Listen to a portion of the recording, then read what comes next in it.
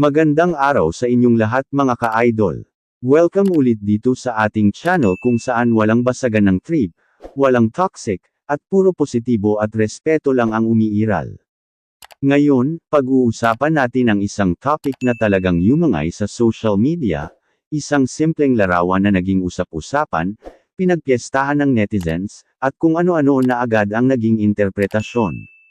Ang tanong ng marami, Krista, trending ang picture. May tampo ba ito kay Mikoy? Netizen na shock. Pero mga ka-idol, bago tayo madala sa emosyon at haka-haka, linawin muna natin, reaction lamang ito, base sa nakikita at sa tamang pag-unawa, hindi sa paninira o paglalagay ng mali siya. Unang-una, pansinin natin kung bakit nag-trending ang picture. Sa totoo lang, wala namang kakaiba sa larawan ni Krista. Isa lang itong simpleng kuha, maayos ang forma, natural ang dating, at ramdam mo yung pagiging totoo. Hindi pilit, hindi scripted. At minsan, mga ka-idol, yan talaga ang dahilan kung bakit nagbe-viral ang isang tao, dahil totoo siya. Hindi dahil may issue, hindi dahil may tampo, kundi dahil may charisma na kahit tahimik lang, napapansin. Makikita rin dito na matured na si Krista. Hindi siya yung tipong kailangan laging mag-explain sa bawat galaw, sa bawat post. At para sa akin, malaking bagay yun. Ibig sabihin, confident siya sa sarili niya at alam niya kung sino siya. Hindi lahat ng trending ay may kaakibat na drama. Minsan, trending lang kasi hanga ang mga tao, sa simplicity, sa aura, sa growth ng isang tao. Ngayon, tungkol naman sa sinasabi ng iba na may tampo raw ito kay Mikoy. Mga ka-idol, dito tayo dapat maging maingat. Wala tayong narinig na salita, wala tayong nakita na kilos, wala ring pahayag na nagsasabing may problema. Isang picture lang yan. At hindi tama na agad lagyan ng kulay ang isang tahimik na sandali. Sa halip na isipin ang negatibo, mas magandang isipin na baka normal na araw lang ito. Normal na emosyon, normal na buhay, dahil tao lang din sila. Kung tutuusin, mas maganda nga yung ganito Ipinapakita na hindi lahat ng oras kailangan ipakita sa camera ang lahat. May mga sandaling para sa sarili lang. At hindi ibig sabihin noon ay may tampuhan na. Minsan, katahimikan ay hindi problema, ito ay pahinga. At kung netizen ka na-shock, siguro hindi dahil sa issue, kundi dahil nakita nila kung gaano na nag-evolve si Krista. Yung dating simpleng dalaga na unti-unting nagiging mas confident, mas buo, mas may direksyon. Natural na may mga taong magugulat, lalo na yung mga matagal nang sumusubaybay. At sa totoo lang, nakaka-proud yun. Dito rin papasok ang respeto kay Mikoy. Kung talagang may respeto ka sa kanila bilang tandem o bilang tao, hindi ka agad maghahanap ng butas. Sa halip, susuportahan mo ang growth ng bawat isa. Hindi lahat ng hindi magkasama sa frame ay may ibig sabihin. Hindi lahat ng solo moment ay senyales ng lamat. Minsan, individual na pag-unlad lang talaga. Sa puntong ito, malinaw para sa atin mga ka-idol na ang picture na ito ay hindi dapat gawing mitya ng intriga. Sa halip, gawin natin itong paalala na ang tunay na suporta ay marunong maghintay, umunawa, at rumspito. Kung may sasabihin man ang mismong mga involved, doon tayo makikinig. Pero hanggat wala, positibo lang tayo. At dyan muna nagtatapos ang unang bahagi ng ating reaction. Sa susunod na segment, mas lalalim pa natin, pag-uusapan natin ang reaksyon ng netizens, ang tunay na dahilan kung bakit mabilis kumalat ang ganitong klaseng content, at kung paano dapat tumugon ang isang solid na supporter. Mga ka-idol, kung nandito ka pa hanggang dulo, ibig sabihin ikaw ay isa sa mga taong marunong umintindi, hindi basta nadadala ng chismis. Salamat sa inyong oras, at kita-kits tayo sa segment 2. Sa pagpapatuloy ng ating reaction mga ka-idol, dito na talaga pumapasok ang papel ng netizens. Dahil aminin man natin o hindi, sa panahon ngayon, isang larawan pa lang, kahit walang caption, kahit walang paliwanag, kaya na agad gawan ng sari-saring kwento.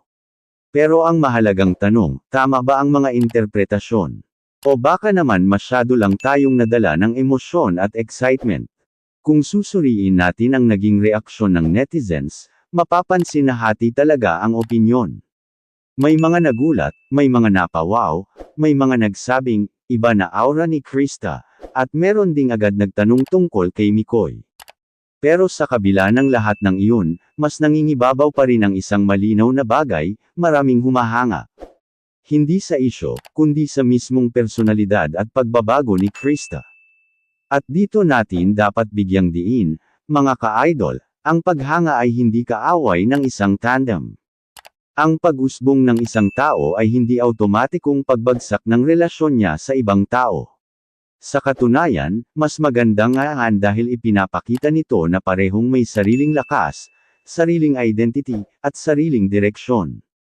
Hindi sila nakakadena sa isa't isa, magkasabay silang lumalago. Marami ring netizens ang nagsabi na mas lalo raw naging elegante ang dating ni Krista, mas buo, mas kalmado. At kung iisipin natin, hindi ba magandang bagay yun? Ibig sabihin, nagmamature siya hindi lang sa panlabas, kundi pati sa loob. Hindi na kailangang patunayan ang sarili sa ingay ng social media. Tahimik pero ramdam. Simple pero tumatatak. Ngayon, tungkol sa sinasabing shock ng netizens. Hindi ito shock na may negatibong kahulugan. Ito ay shock ng pagbabago. Shock na ang dating nakikita nilang simple at tahimik ay may ganitong lalim pala. At minsan, ang ganitong klaseng reaction ay senyales na may impact ka na sa mga tao. Hindi ka na invisible. May marka ka na. Importante ring banggitin dito ang respeto kay Mikoy. Sa halip na isiping may tampuhan, mas makikita natin na ito ay isang senyales ng tiwala. Dahil kapag may tiwala, hindi kailangan ng paliwanag sa bawat galaw. Hindi kailangang i-monitor ang bawat post. Ang tunay na koneksyon ay hindi nasusukat sa dami ng litrato na magkasama, kundi sa katahimikang walang alinlangan. At para sa mga solid supporters, malinaw ang mensahe, huwag tayong mauna sa kwento.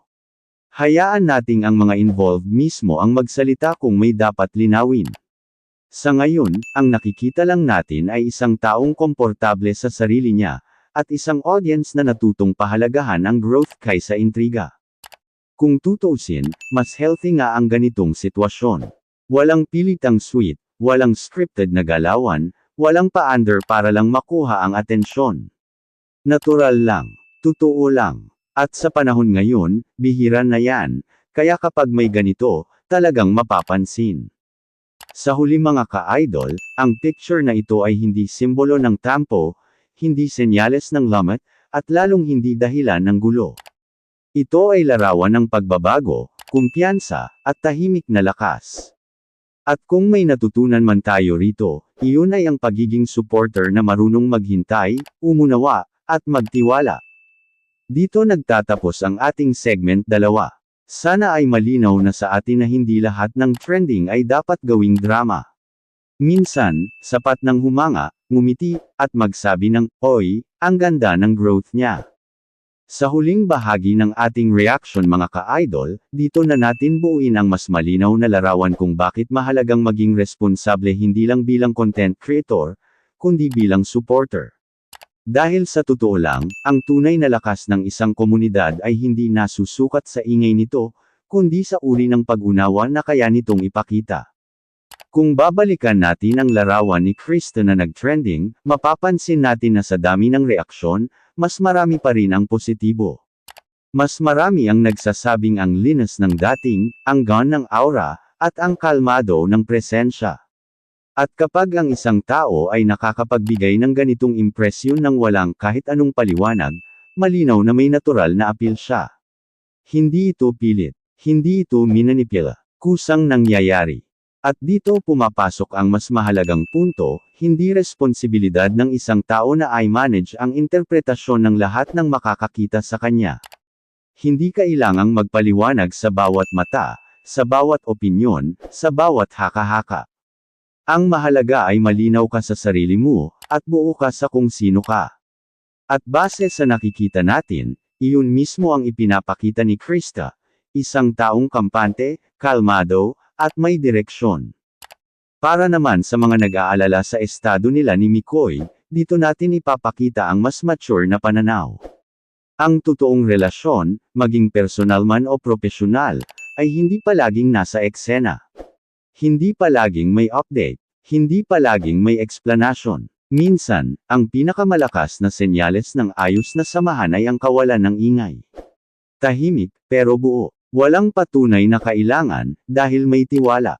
Sa dami ng pinagdaanan ng isang tandem o partnership, darating talaga ang puntong pareho na silang may sariling espasyo para lumago bilang individual. At hindi iyon paglayo, iyon ay pag-angat. Mas nagiging buo ang isang samahan kapag ang bawat isa ay buo rin bilang tao. At sa mga netizens na nagsasabing, iba na siya, oo, iba na nga.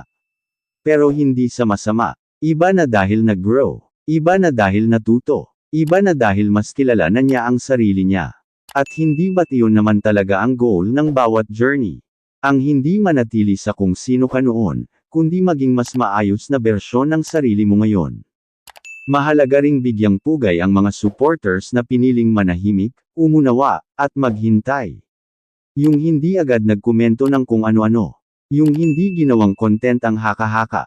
Yung marunong magbigay ng espasyo. Dahil kayo ang tunay na nagpapakita ng respeto, hindi lang kay Krista, hindi lang kay Mikoy, kundi sa mismong komunidad. Kung tutuusin, ang mga ganitong eksena ay paalala sa ating lahat, hindi lahat ng trending ay dapat gawa ng intriga. Hindi lahat ng tahimik ay may problema. Hindi lahat ng pagbabago ay senyales ng lamat. Minsan, ito ay senyales lang na ang isang tao ay natutong tumayo ng mas matatag.